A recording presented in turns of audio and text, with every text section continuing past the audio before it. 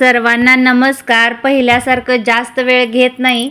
तुम्ही माझ्या परवाच्या व्हिडिओला छान असं कमेंट केल्या, छान असं लाईक केलं, भरभरून कौतुकही केलं माझं. त्याबद्दल खरंच मी तुमचे मनापासून आभारी आहे. आणि मी मिक्सर माझा कोणता आहे त्याबद्दल पण व्हिडिओ केलेला असेल. ज्यांनी पाहिला नसेल त्यांनी आपल्या चॅनलवर व्हिडिओ टाकलेला आहे, तो पहा. तर मी त्यामध्ये काही दाखवलेलं नव्हतं. तर आज म्हटलं चला मी पीठ कशा पद्धतीनं मळते ते इथं दाखवलेलं आहे. 7 कप मी पीठ घेतलेलं आहे आणि मीठ पण घातलेलं आहे आणि एक थोडंसं फिरवून घेतलं आणि त्याच्यानंतर वरतून तेल टाकलेलं आहे मी 1 चमचा. तर मी 1च चमचा तेल टाकत असते, जास्त नाही टाकत, कारण की नंतर मळताना थोडंसं तेल लावून आपण ते मळायचं असतं. आणि त्याच्यानंतर पुन्हा फिरवून घेतलं आणि मग ते मिक्सर चालू असतानाच त्याच्यामध्ये थोडं थोडं करून आपल्याला पाणी टाकायचं आहे. एकदम पाणी टाकायचं नाही, कारण की काय जणांचं बघा गहू जे असतात नवीन असतात, कुणाचे जुने असतात. त्यामुळे आहे ना जसं लागल तसं थोडं थोडं पाणी टाकायचं, म्हणजे आपल्याला तो अंदाज येतो की आपलं पीठ कशा पद्धतीनं मळलेलं आहे. तर इथं तुम्ही पाहू शकता माझं पीठ व्यवस्थित आणि परफेक्ट मळलं गेलेलं आहे. मी तुम्हाला वरून पण दाखवते बघा. अशा पद्धतीनं पीठ मळतं. आणि मग मी आता हे अजून 1-2 मिनटं फिरवून घेते आणि मी हे बंद करणार आहे. आणि मला पाणी किती लागलं तर पाहू शकता, ही बाटली भरलेली होती आणि इतकंसंच पाणी इथं राहिलेलं आहे. त्याच्यानंतर ते मी बंद केला मिक्सर आणि म्हटलं भाजी करून घेऊया. तर तुम्हीही अशा पद्धतीनं मुलांना भाजी देता का ते मला कमेंटमध्ये सांगा. माझी मुलगी तर खाते आवडीनं. तर तेल टाकलं, त्याच्यामध्ये जिरे मोहरी टाकायचं आणि टोमॅटो पण मी टाकलेला आहे. आणि हा मी मसाला बारीक करून घेतलेला होता आणि तो फ्रीजला ठेवलेला होता. थोडा मी भाजीसाठी वापरलेला होता, त्यामुळे तो घट्ट झालेला होता, ठेवलेला होता तो. त्याच्यानंतर इथं मी कांदा लसूण चटणी वापरलेली आहे. त्याच्यानंतर काश्मीरी लाल तिखट वापरलेला आहे आणि गरम मसाला पण मी वापरलेला आहे. छान असा हे मिक्स करून घ्यायचं आणि तो मसाला मी व्यवस्थित आहे ना तेलामध्ये फोडून घेतला आणि मगच व्हिडिओ चालू केलेला आहे. आणि मग मसाले टाकले आणि ते मसाले जळायला नको म्हणून त्याच्यामध्ये थोडंसं पाणी टाकायचं आहे. छान असं भाजून घ्यायचं आहे. तर छान भाजून पण झालेलं आहे, इथं तुम्ही पाहू शकता. आणि मी 1/2 किलो दोडके आहेत ना असे छान धुवून आणि त्याच्यावरचे जे शिरा असतात ना त्या काढून घेतल्या आणि मग असे तुकडे केले आणि छान अशी ही भाजी केलेली आहे. दोडक्याची आमटी आमच्या घरात जास्त कुणालाच आवडत नाही. आमटी खातात आणि दोडका राहतो, त्यामुळं मग दोडका पोटात गेला पाहिजे. त्यामुळं मग मी अशा पद्धतीनं भाजी करत असते. शेंगदाण्याचं कूट टाकलं, चवीनुसार मीठ पण टाकलं, छान असं परतून घेतलेलं आहे. आणि पुन्हा इथं अर्धी वाटी होईल एवढंच मी इथं पाणी टाकलेलं आहे. जास्त सुकी पण नाही करायची आणि पातळ पण नाही करायची, त्यासाठी मी इतकंच पाणी इथं वापरलेलं आहे. आता आपण ह्याला शिजवून घेतलेलं आहे. 5 मिनिट पहिल्यांदा ठेवलं आणि बघितलं तर अजून दोडका थोडा शिजायचा बाकी होता. तर मग मी आणखीन ह्याला छान असं झाकून ठेवलेलं आहे.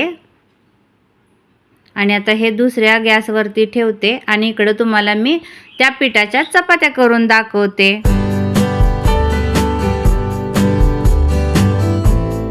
तर गॅस मीडियम केलेला आहे, इथं तुम्ही पाहू शकता.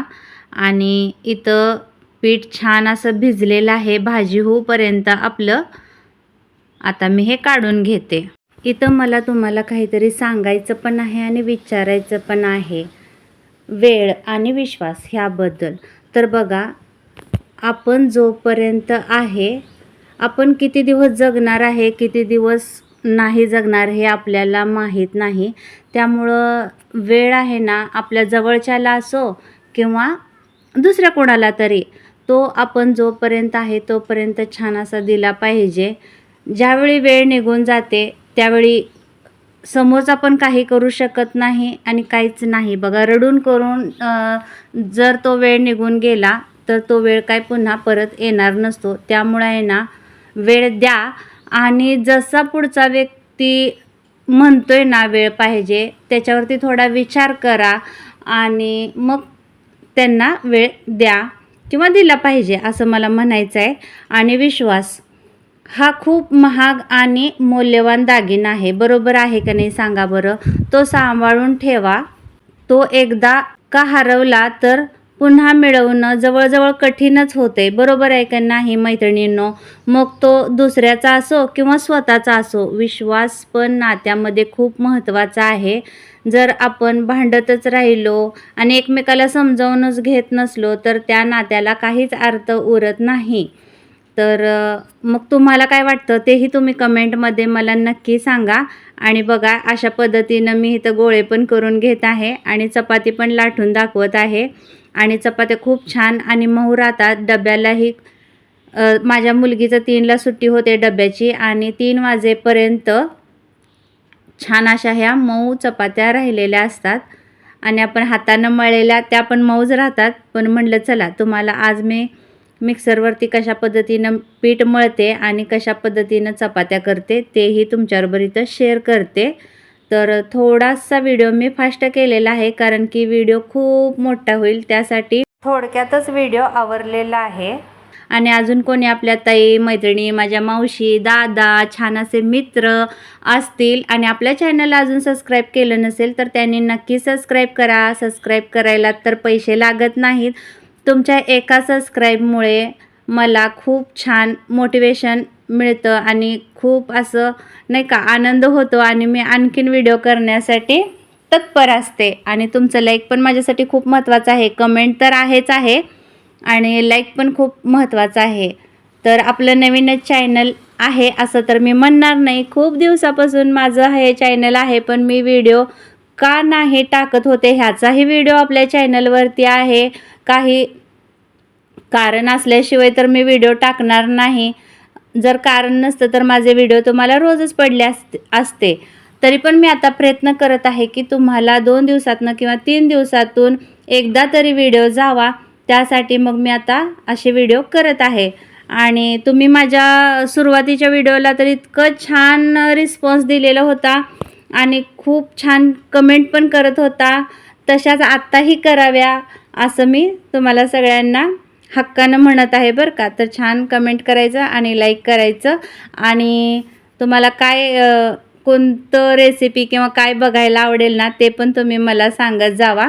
तर सगळ्यात महत्त्वाचं सांगते की मी मासे वगैरे जास्त काही घरी कधी करत नाही. खायला आवडतात पण ते मी माझ्या मते वर्षातनं 2 वर्षातनं एकदा कधीतरी मी ते रेसिपी ट्राय करते किंवा करते.